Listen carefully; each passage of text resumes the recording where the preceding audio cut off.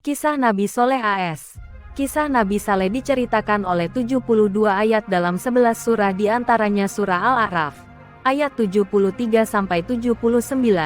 surah Hud, ayat 61 sampai ayat 68 dan surah Al-Qamar, ayat 23 sampai ayat 32.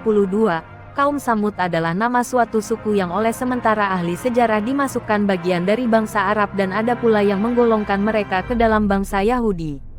Mereka bertempat tinggal di suatu dataran bernama Al-Hijr, terletak antara Hijaz dan Syam yang dahulunya termasuk jajahan dan dikuasai suku Ad yang telah habis binasa disapu angin Taufan, yang dikirim oleh Allah sebagai pembalasan atas pembangkangan dan pengingkaran mereka terhadap dakwah dan risalah Nabi Hud AS.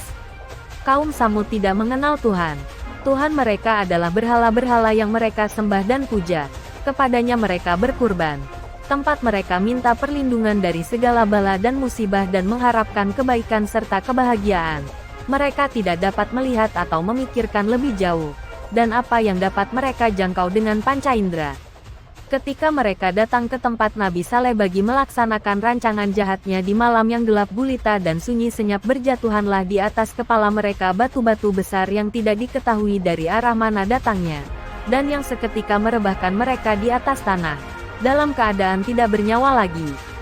Demikianlah Allah telah melindungi Rasul-Nya dari perbuatan jahat hamba-hambanya yang kafir.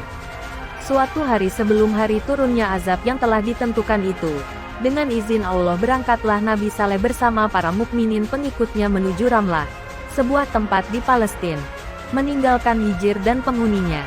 Kaum Samud habis binasa, ditimpa halilintar yang dahsyat beriringan dengan gempa bumi yang mengerikan. Terpanjatlah kaum Saleh mendengar seruan dan dakwahnya yang bagi mereka merupakan hal yang baru yang tidak diduga akan datang dari saudara atau anak mereka sendiri. Sekelompok kecil dari kaum Samud yang kebanyakannya terdiri dari orang-orang yang kedudukan sosial lemah menerima dakwah Nabi Saleh dan beriman kepadanya.